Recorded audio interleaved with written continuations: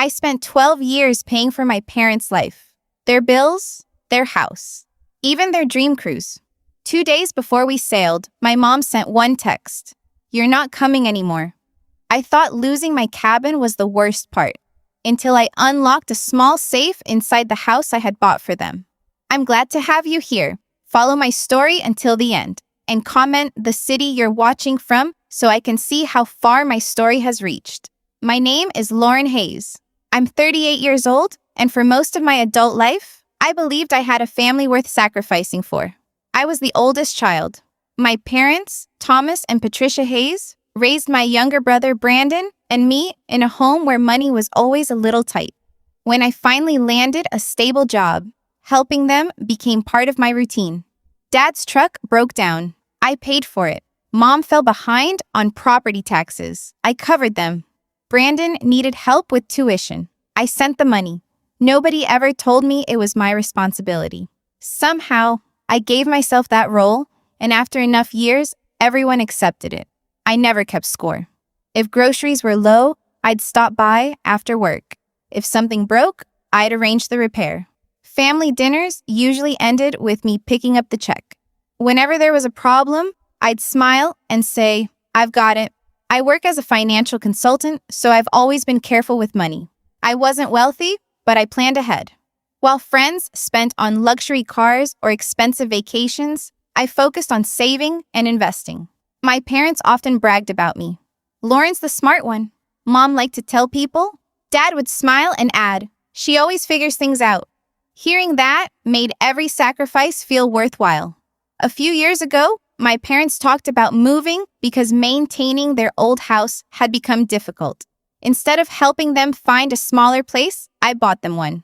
A quiet, single-story home close to their church. When I handed them the keys, Mom cried. Dad hugged me and whispered, "I don't know how we'll ever repay you." "You already did," I said. "You raised me." I truly meant it. For their 40th anniversary, I wanted to do something unforgettable. So I booked a 7-night cruise. Balcony cabins, flights, transfers. Everything was paid in full. Not just for my parents. Brandon and his wife Nicole were invited too. The night I announced it, everyone was thrilled. "A cruise?" Mom asked, smiling from ear to ear. "For all of us?" "Just pack your bags," I said. Dad laughed like a kid. Brandon admitted he never could have afforded something like that. Before anyone said another word, the restaurant check arrived. Without thinking, I reached for it. Brandon thanked me without even looking at the bill. "You're the best, Lauren." Mom squeezed my hand. "You always take care of everyone." That simple sentence made me feel seen. Over the next few weeks, our family group chat filled with cruise plans. Dad kept asking about the ship. Mom wanted to know what she should pack. Nicole shared outfit ideas. It felt like we were finally going to enjoy something together without worrying about money. The Sunday before the trip, everyone gathered at my parents' new house to go over the itinerary. We joked about seasickness, shore excursions, and who would oversleep on embarkation morning. For a while, everything felt easy. Then I looked up from the schedule. Mom and Nicole exchanged a quick glance, only for a second. Nicole lowered her eyes. Mom immediately changed the subject and asked Dad about the weather forecast. Nobody else reacted. I quietly folded the itinerary and kept talking. But that brief look stayed in my mind long after the conversation had moved on. I kept telling myself I was imagining things. One strange glance between Mom and Nicole wasn't exactly proof that anything was wrong. Families have awkward moments, people get distracted. I figured I was reading too much into it, so I threw myself back into planning. The cruise wasn't the kind of trip where you could just show up with a suitcase. There were boarding documents, passport copies, travel insurance, airport transfers, dinner reservations, and excursion confirmations. Guess who handled all of it? Every evening after work, I'd sit at my kitchen table with my laptop open and a notebook beside me. Dad would call. "Lauren, do I need to print anything?" "No, Dad. I already printed everyone's boarding passes." A few minutes later, Mom would text. "Are they strict about luggage?" I checked. "You're fine." Then Brandon. "Can you send me the flight details again?" I smiled, opened the same email for what felt like the 10th time, and forwarded everything without complaining. It had always been like this. I wasn't just the daughter. I was the planner, the backup plan. The person everyone called when they didn't want to figure something out themselves. Oddly enough, I liked being that person. A few days later, Mom asked if I could stop by after work. I want you to help me decide what to pack. When I arrived, clothes were spread across the guest bed. She held up 2 dresses. What do you think? The blue one, I said. It'll look great for the captain's dinner. She smiled. I knew you'd know. For an hour, we laughed over sunscreen, comfortable shoes, and whether Dad would actually wear the jacket I'd convinced him to bring. It felt normal again. Warm. The strange feeling from the other afternoon started fading. Until Dad's phone rang. He glanced at the screen and immediately stood up. I'll be right back. He walked outside before answering. Mom kept folding clothes, but I noticed she'd stopped talking. Neither of us said anything until Dad came back a few minutes later. You okay? I asked. Yeah, he answered a little too quickly. Just something I had to take care of. Then he smiled. The conversation picked right back up. I wanted to ask more. Instead, I let it go. That weekend, Brandon called. Lauren, I forgot. Are airport parking fees already included? They're already paid. Oh. He laughed awkwardly. I should have guessed. Before hanging up, he added, seriously.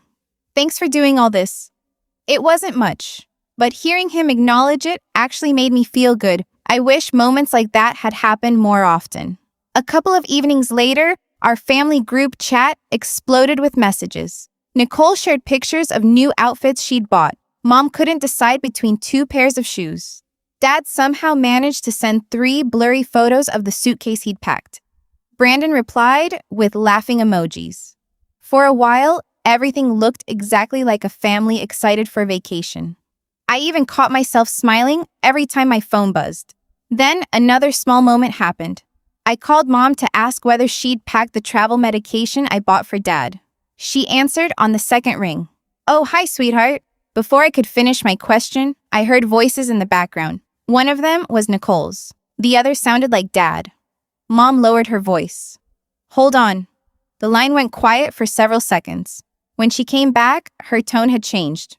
What were you saying? I repeated my question. She answered quickly, then ended the call almost immediately. It wasn't rude, just rushed. I stared at my phone for a second before setting it down. Something felt slightly off. Not alarming, just different. I couldn't explain why. The day before we were supposed to fly out, I finished work early and stopped at a travel store. I bought matching luggage tags with our family name on them. Hayes. I thought it would be a nice little surprise. On the drive home, I smiled thinking about Mom's reaction. She loved little thoughtful gifts like that. My phone buzzed while I was waiting at a red light. A message from Brandon. Everything ready? I replied with a picture of the luggage tags. He answered with a thumbs up. Nothing else. It was short, but I figured he was busy. I finally opened the message. Lauren, your father and I have talked it over. We think it's best if you don't come on the cruise. Nicole will be using your cabin instead. Please don't make this harder than it needs to be. I read it 3 times. Then I checked the sender again, as if somehow it had come from the wrong person. It hadn't. It was Mom. No explanation, no apology, just a decision that had already been made. I immediately called her. The phone rang 4 times before she answered. Hi, sweetheart. She sounded calm. Too calm. What is this text? I asked. A few seconds of silence. We've already discussed it. We? Your father and I. I laughed once, mostly because I couldn't believe what I was hearing. Mom, I paid for this trip. I know. I booked every cabin. I know. So why am I the one staying home? She let out a slow sigh. Nicole hasn't had a vacation in years. I blinked. Neither have I. It's different. How? Another pause. You'll understand someday. No, Mom, I really won't. Her voice became firmer. Lauren, we're not arguing about this. Then she ended the call. I stared at my phone, waiting for it to ring back. It didn't. Instead, I called Dad. He answered almost immediately. Lauren. Dad, can you please tell me what's going on? I think your mother already explained. She didn't explain anything. He exhaled into the phone. It's only one trip? It's not about the trip? I know. No, you don't. For the first time in years, my voice cracked while talking to him. I spent months planning this. I appreciate everything you've done. His words sounded rehearsed, like he'd practiced them. But this is what we think is best. I waited for him to say something else. Anything. An apology. A reason. Instead, he quietly said, "We'll talk when we get back." Then he hung up. I sat at my kitchen table for several minutes without moving. My coffee had gone cold. The suitcase by the front door suddenly looked ridiculous. I wasn't even angry yet. I was confused. Nothing about this made sense. Nicole had never asked for my cabin. At least, I didn't think she had. So I called Brandon. He answered on speaker. "Hey, can we talk?" "Sure." I took a breath. "Did you know about this?" Silence, a long one. Finally, he said, "Yeah." "You knew?" "They told us yesterday." "And you didn't think maybe you should call me?" "I figured Mom would." I leaned back in my chair. "Brandon, this was my trip." "I know. So why didn't you say anything?" He sighed. "I don't want to get in the middle." "There shouldn't be a middle. They're Mom and Dad. And I'm your sister." "I know." His voice wasn't angry. If anything, he sounded uncomfortable. "I just don't think getting involved is going to help." I couldn't believe what I was hearing. "So you're okay with this?" "I'm saying it's their decision." "No." I shook my head, even though he couldn't see me. "It isn't." There was another awkward silence. Finally, he spoke again. "Lauren, maybe just let it go." That hurt more than I expected. Not because he agreed with them, because he had already accepted that I would simply disappear from the trip I'd paid for. We ended the call without saying goodbye. I walked around my apartment for nearly an hour. Every room reminded me of the cruise. Travel documents on the counter, matching luggage tags, a folder labeled Family Vacation. I picked it up, stared at it for a moment, then set it back down.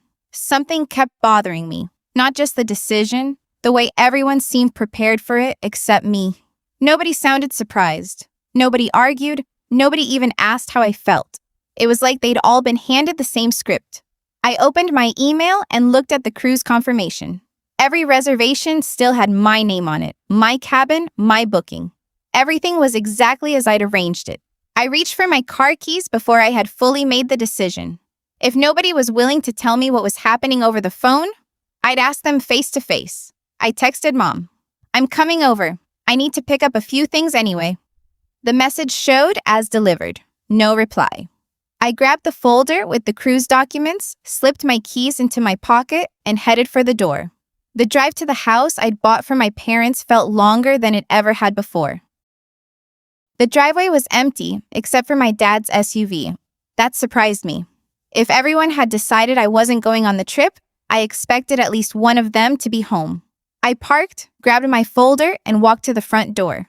The keypad lit up as soon as I touched it.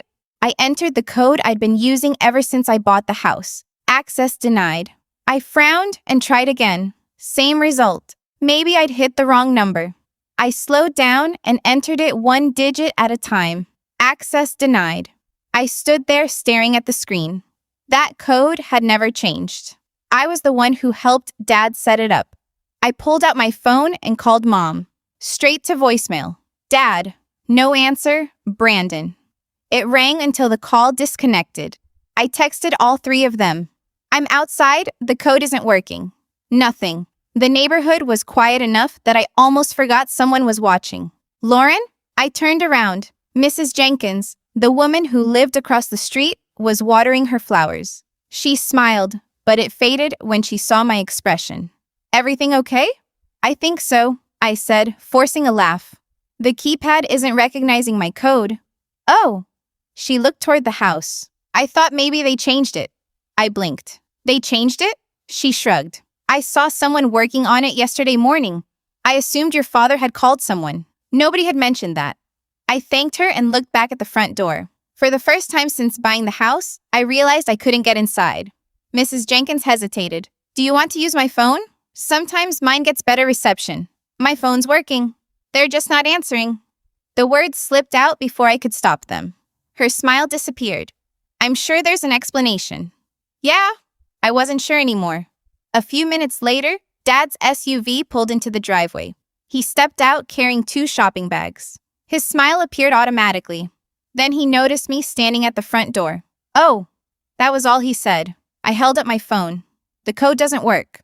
He shifted the bags in his hands. I forgot to tell you, we changed it. Why? We've been having some issues. What kind of issues? You know, security. I looked around the neighborhood. Nothing about this place had changed. You couldn't text me? It slipped my mind. It didn't feel like something that simply slipped anyone's mind. Dad unlocked the door without another word. I followed him inside. The house smelled like fresh coffee and cardboard. Cardboard. That caught my attention. Several boxes were stacked near the hallway. At first, I assumed Mom had started packing for the cruise. Then I noticed my name written across one of them. Lauren, another box. Lauren, office, a third, kitchen. I slowly set my folder on the entry table. Dad. He didn't answer. He kept carrying groceries toward the kitchen. What are these? He stopped walking. Oh, again. Just, oh. Those are your things. My things? Mom appeared from the laundry room, wiping her hands on a towel. Hi, sweetheart. Her voice sounded strangely cheerful. I pointed toward the boxes. What is all this? We packed up the things you left here. I looked from her to the boxes. I didn't ask you to. We figured you'd probably want them. I laughed quietly because I honestly didn't know what else to do. My coffee mugs? My laptop dock? The family photos from my office? Mom folded her arms. You don't really need to keep things here anymore? There was something about the way she said here that hit harder than I expected. As if this house no longer had anything to do with me.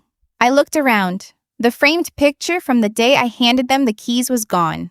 The small bookshelf I'd assembled for Dad had been moved. A painting I'd picked out with Mom wasn't hanging over the fireplace anymore. None of those things mattered on their own. Together, they felt intentional. I just came to pick up a few documents, I said quietly. Mom nodded. Take whatever belongs to you. Belongs to you. I repeated those words in my head while carrying one of the boxes toward the spare room I used as a small home office whenever I visited. The room looked almost empty. The desk was still there. So was the filing cabinet. Most of the shelves had already been cleared. I opened the top drawer, looking for property papers and a few personal files I'd stored there years ago. The folders were gone. I checked the second drawer. Nothing. Then I knelt to look beneath the desk. That's when I noticed something I'd never seen before. Tucked against the back wall, partly hidden behind a storage bin, sat a small black safe. I was certain it hadn't been there the last time I'd visited. I stayed crouched beside the desk, staring at the safe. It wasn't large, just a black fireproof box with a digital keypad on the front. For a second, I wondered if I'd simply never noticed it before. Then I looked around the room again. This had been my workspace ever since I bought the house. I organized the file cabinet. I chose the desk. I even assembled the shelves myself. There was no way I would have missed a safe sitting under the desk. Dad, I called. No answer. I stepped into the hallway. Mom, I'll be in the kitchen, Patricia answered. Do you know where the property papers are? They should be somewhere in that room. Somewhere. We moved a few things around. That wasn't very helpful. I walked back inside and looked at the safe again. If the property documents had been moved, maybe they were inside. It made sense. Important papers, birth certificates, insurance, the house deed. I reached down and pulled the safe into the middle of the room. It was heavier than I expected. The keypad lit up. 4 digits. I hesitated. Dad wasn't very creative with passwords. I tried the last 4 digits of his phone number. Nothing. Then Mom's birthday. Wrong again. I almost gave up before another thought crossed my mind. The closing date on the house. The day I handed them the keys. I entered the numbers. The lock clicked. I actually smiled. Of course, I whispered. Inside wasn't what I expected. No deed, no insurance folder, no organized file labeled house. Instead, there were stacks of envelopes held together with rubber bands. Bank statements, loan agreements, credit card notices. I picked up the first bundle. Most of it looked ordinary at first glance. Monthly statements, payment histories, nothing unusual. Then I noticed the balances. One account was carrying far more debt than I'd ever imagined. Another showed late fees over several months. I frowned. Dad had always insisted they were doing much better financially after I bought the house. In fact, he thanked me for giving them a fresh start. These papers didn't look like a fresh start. They looked like someone struggling to stay afloat. I kept reading. Some documents were addressed to Dad. Others were in Mom's name. A few listed both of them together. There wasn't just one loan, there were several. Different lenders, different dates, different amounts. I checked the dates more carefully. One was from 11 years ago. Another was nearly 10 years old. I stopped flipping pages. That couldn't be right. 11 years ago was long before I bought this house. Long before Dad told me they had finally paid off their biggest debts. I sat back on the floor. Maybe these were old records they had forgotten to throw away. That seemed reasonable. Until I found newer statements mixed into the same pile. Some had been mailed only a few months earlier. The balances hadn't disappeared. They'd grown. I heard footsteps in the hallway and quickly stacked everything back inside the safe. Mom appeared in the doorway. "You find what you needed?" "Not yet." She smiled politely. "Take your time." Her eyes drifted toward the safe for half a second, then back to me. "I made coffee if you'd like some." "I'm okay?" She nodded and left without another question. I waited until I heard her walk away before opening the safe again. This time, I looked more carefully. There was a manila folder tucked underneath the statements. No label. Just a worn folder held shut with a paperclip. Inside were copies of signed loan contracts. Some pages had handwritten notes in Dad's writing. Others had payment schedules highlighted in yellow. I wasn't trying to invade anyone's privacy. At least that's what I kept telling myself. I was looking for one explanation, something that made the last 2 days make sense. Instead, every page raised another question. Why had they kept borrowing money after I bought them a house? Why hadn't they ever mentioned any of this? Why had they continued accepting my help while pretending everything was finally under control? I reached for one last bundle sitting at the bottom of the safe. It contained bank transfer confirmations. At first, I skimmed past them. Then one account number caught my attention. I knew those last 4 digits. I had memorized them years ago. They belonged to the checking account I used before switching banks. I pulled the page closer. The transfer amount made my stomach tighten. Several $1,000s, sent from an account that had once been mine. I looked at the date again, trying to convince myself I was reading it wrong. I wasn't. I slipped the transfer confirmation back into the folder and closed the safe. Not because I was finished, because I knew I couldn't process everything while sitting in that room. I gathered the documents that clearly belonged to me, carried my boxes to the car, and left without saying much. Mom called from the front porch. "Drive safely." I looked back for a second. "You too." That was it.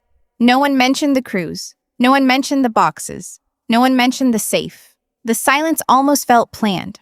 Back at my apartment, I spread every document across my dining table, loan agreements on one side, bank statements on the other, transfer records in the middle. I grabbed a notebook and started writing down dates. That was the easiest place to start. Dates don't have opinions. They don't make excuses. They either match or they don't. The first few entries didn't seem unusual. A loan, a payment, another statement. Then I reached a date I recognized immediately. 3 years earlier. Dad had called me late on a Friday night. "Lauren, I hate asking this." His voice had sounded embarrassed. "We're a little short this month." I remembered transferring $5,000 before going to bed. At the time, I never asked why. I simply trusted him.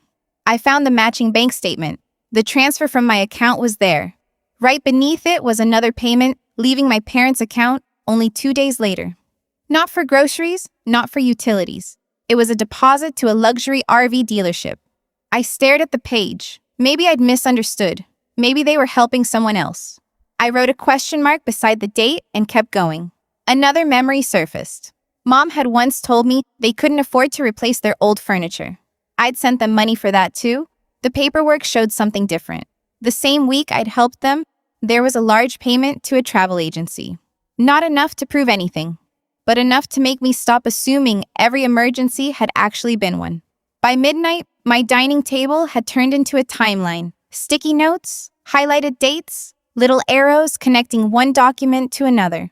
The more organized everything became, The less organized the story I'd been told looked. I wasn't finding one lie. I was finding patterns. Every few months, there seemed to be another crisis. Dad needed help. Mom needed help. Something unexpected had happened.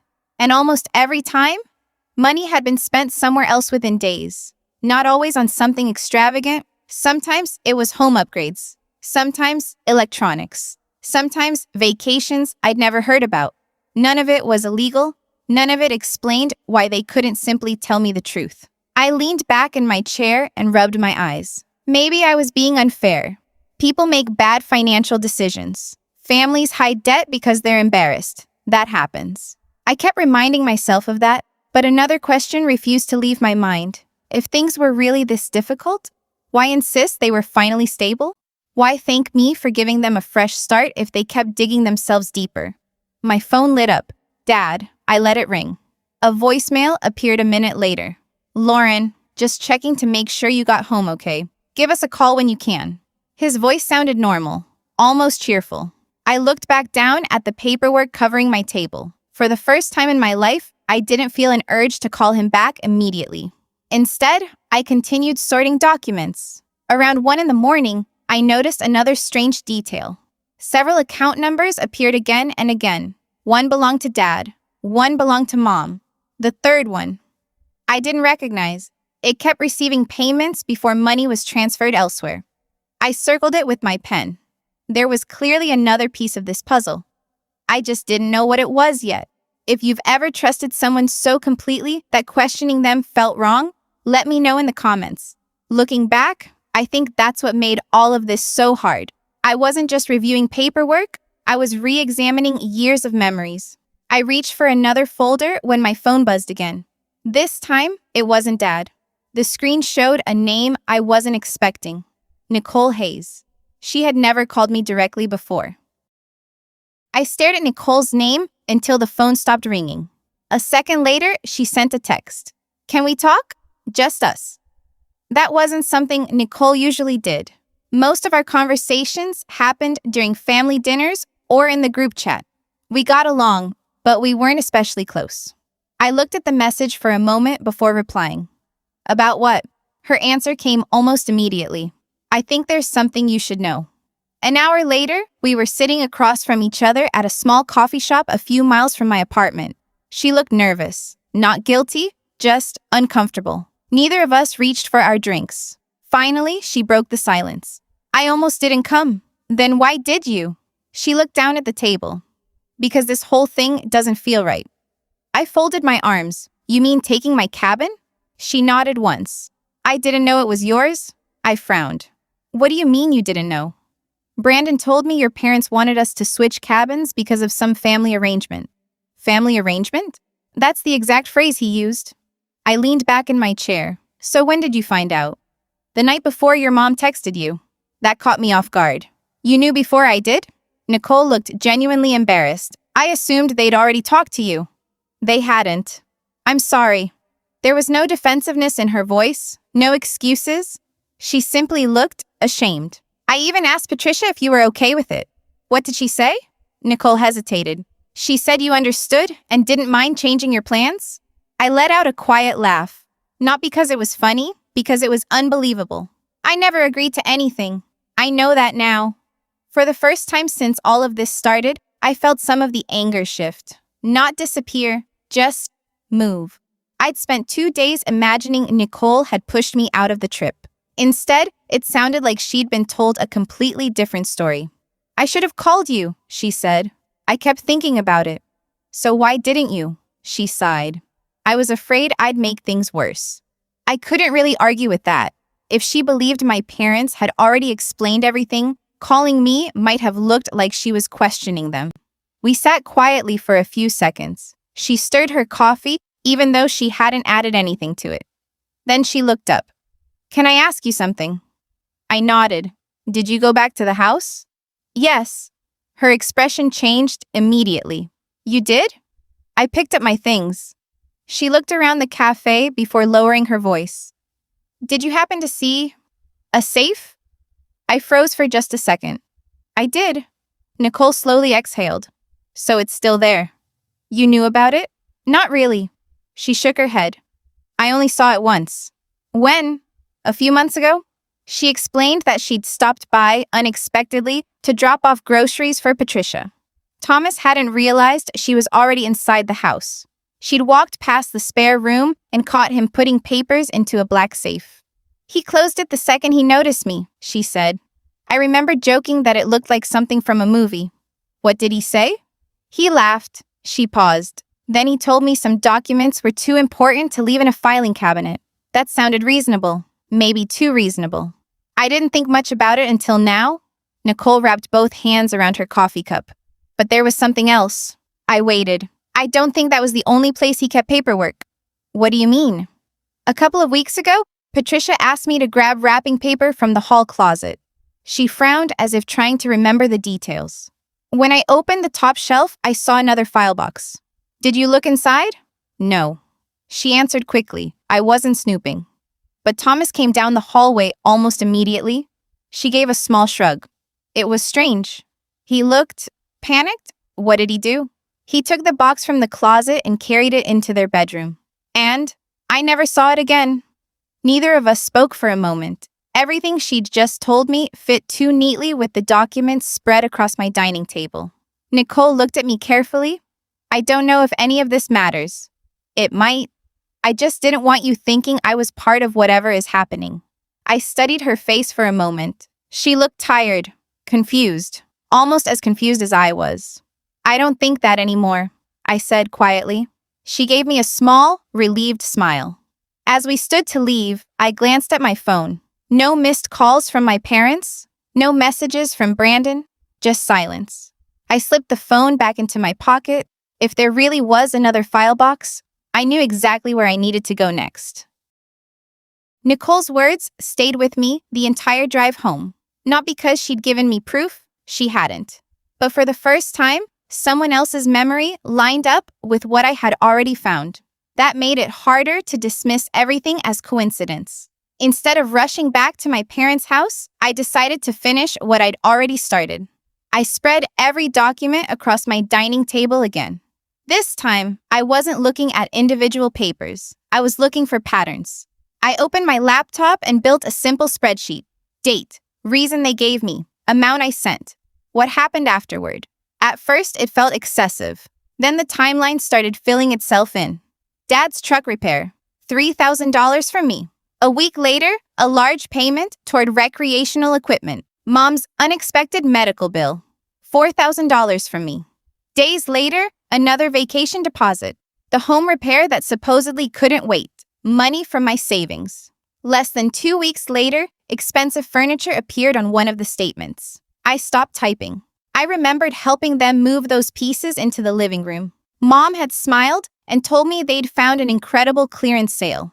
I'd believed her without thinking twice. Memory after memory came back. Small conversations, phone calls, late-night emergencies. Every single one had sounded urgent. Every single one had ended with me saying the same words. Don't worry, I'll take care of it. I wasn't finding evidence that every dollar had been wasted. Some of the expenses were legitimate. Bills had been paid, loans had been reduced. Real problems clearly existed. That was what made everything so confusing. The truth wasn't completely fake. It was mixed with just enough reality to keep me from asking questions. I leaned back in my chair. For years, I'd carried this quiet guilt. If my parents needed help, I told myself I should be grateful I was able to provide it. If I ever hesitated, I felt selfish. Looking at the documents now, something shifted. Maybe helping them had never been the mistake. Maybe believing every explanation without question had been. That realization hurt more than I expected. Not because of the money, because trust had become a habit, and habits are hard to break. My phone buzzed. It was Brandon. I let it ring once before answering. Hey, you doing okay? It was the first time he'd asked. I'm figuring a few things out. He went quiet. I know everyone's upset. I don't think we're upset about the same thing. He sighed. Lauren, I don't want this family falling apart. Neither did I. I've spent 12 years trying to keep it together. He didn't answer. I have to go, he finally said. The call ended before I could respond. I looked back at the spreadsheet. The timeline stretched across more than a decade. This wasn't one difficult season. It wasn't one bad financial decision. It wasn't one emergency. It was a cycle, a request, a crisis, my help, then another unexplained expense, again, and again, and again. Around midnight, I started organizing the remaining papers into new folders. That's when I noticed one document I'd ignored earlier. It wasn't a bank statement. It wasn't a loan agreement either.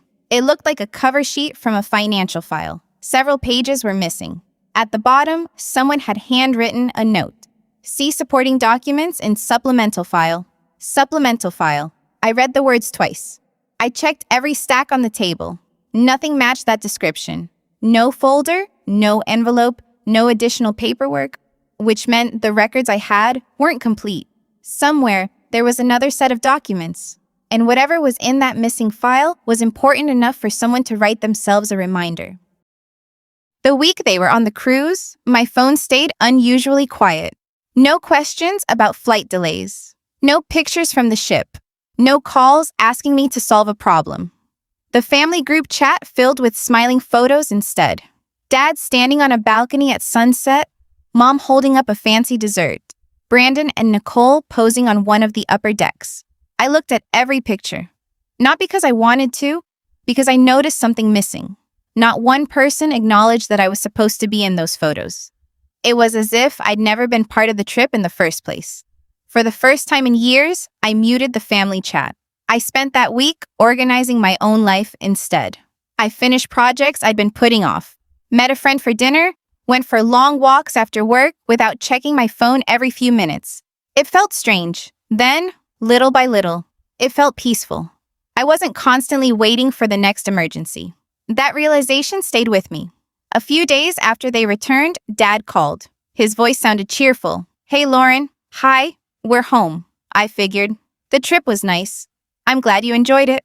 There was a short pause. Then his tone shifted. "Listen, I was wondering if you could help us out." There it was. Almost automatic. Our property taxes came in higher than expected. Months ago, I would have answered before he finished the sentence. "How much do you need?" Instead, I asked something different. "Can you send me the paperwork?" Silence. "What?" "The tax bill." "I don't have it in front of me." "That's okay. Send it whenever you find it." Another pause. "We were hoping to pay it today." "I'm not sending money until I see the documents." Dad cleared his throat. "You've never asked for paperwork before." "I know. So why now?" I looked at the folders stacked neatly beside my desk. "Because things are different now." His voice lost its warmth. "Lauren, don't you trust us?" I didn't answer immediately. It wasn't because I didn't know. It was because I finally did. I'd rather verify than assume. Neither of us spoke for several seconds. Finally, he muttered, "I'll call you later." He never did. That Sunday, Mom invited everyone over for dinner. I almost declined. Then I realized avoiding them wasn't going to solve anything. When I arrived, everything looked familiar. The smell of roast chicken, Dad watching a football game, Mom setting the table, Brandon talking about work. Nicole smiled when she saw me, a genuine smile. The conversation stayed light for a while. Vacation stories, funny moments on the ship, restaurants they'd liked. Nobody mentioned my empty cabin, nobody apologized. At one point, Dad casually said, "We're thinking about replacing the water heater soon." He looked directly at me. A habit. The old Lauren would have immediately asked for estimates. This time, I simply nodded. "I hope you find a good price." He waited. "So, that's it?" "What do you mean?" "I thought maybe you'd know someone." "I'm sure you can find a contractor." The table went quiet for just a second. It wasn't a fight. It was something stranger. Everyone had noticed the pattern had changed. Later that evening, Mom asked if I could help carry a box from the hallway. I picked it up without thinking. Inside were the folders I'd copied from the safe before leaving the house. I had brought them because I wanted my own copies to stay with me. As I set the box near the front door, one folder slid partly open. A bank statement peeked out. Dad walked into the hallway at that exact moment. His eyes landed on the papers. He didn't say a word, but the color drained from his face. For the first time all evening, he looked genuinely afraid. Dad didn't say anything about the folder that night. Neither did I. I picked up the box, carried it to my car, and drove home. The next morning, I called him. "We need to talk." His answer came after a long pause. "Come over." When I arrived, the atmosphere felt completely different from my last visit. No one pretended everything was normal. Mom sat quietly at the kitchen table. Brandon stood by the window with his arms crossed. Nicole stayed near the doorway, almost like she wasn't sure she should even be there. I placed a binder on the table. Inside were copies of every document I'd organized over the past week. No raised voices, no dramatic entrance, just paper. Dad looked at the binder but didn't open it. "What is this?" "I think you already know." He slowly pulled the first page toward him. A bank statement, then a loan agreement, then another. Mom's shoulders sank a little lower with each page. I spoke as calmly as I could. "I didn't come here to embarrass anyone." Nobody interrupted. "I came because I spent years believing every emergency I was told about." I slid my timeline across the table. Colored notes, dates, transfers. The same patterns repeating over and over. "Dad, this is the money I sent when you said the truck had to be repaired?" I pointed to the matching statement. 2 days later, there was a payment for an RV. He rubbed his forehead. I turned another page. This was the medical emergency. Then another. This was the house repair. Every explanation I'd accepted without question was sitting beside financial records telling a different story. Not completely different, just different enough. Mom finally spoke. "We never meant to hurt you." I looked at her. "I believe that." She looked surprised. "But that's not the same as saying you didn't." The room fell quiet again. Dad closed the binder. His voice sounded older than I remembered. It got out of control. "When?" He looked down at his hands. "Years ago. We kept thinking we'd catch up." "And when you couldn't?" He didn't answer. "Mom did. We knew you'd help." Those 5 words landed harder than anything else I'd heard. Not because they were cruel, because they were honest. They had stopped seeing my help as generosity. It had become part of their plan. Something they expected would always be there. I glanced toward Brandon. He looked exhausted. "I should have said something," he admitted. "I knew some of it. Not everything." Nicole quietly shook her head. "I didn't know any of this." I believed her. Nobody argued with the documents. Nobody accused me of misunderstanding them. Facts have a way of ending conversations that emotions never can. Dad finally looked up. "So, what happens now?" I took a slow breath. "I'm not cutting you out of my life." Mom's eyes immediately filled with hope. "But I'm done being everyone's emergency fund." Nobody objected. "If you ever ask me for help again, I need the truth. Not part of it, all of it." Dad nodded once, slowly. "I understand." Whether he truly did, I honestly couldn't tell. I stood, closed the binder, and picked it up. For the first time in 12 years, I walked toward the front door without asking if anyone needed anything before I left. Mom didn't ask me to stay for dinner. Dad didn't ask for another chance to explain. Brandon simply said, "Drive safe." Nicole gave me a quiet hug before I stepped outside. The afternoon air felt lighter than it had in weeks. Not because everything had been fixed, it hadn't. Trust doesn't return just because someone admits the truth. Some things need more time than a single conversation can give. As I reached my car, I looked back at the house I'd once believed would always be the place where everyone needed me. Now it was simply my parents' house. Nothing more, nothing less. I started the engine and pulled away. Halfway down the street, my phone began to ring through the car speakers. Patricia Hayes. I glanced at the screen as it continued vibrating. My hand moved toward the steering wheel controls, then stopped. "I'm curious what you would have done in that moment. Would you have answered the call, or would you have let it ring and waited until you were ready?"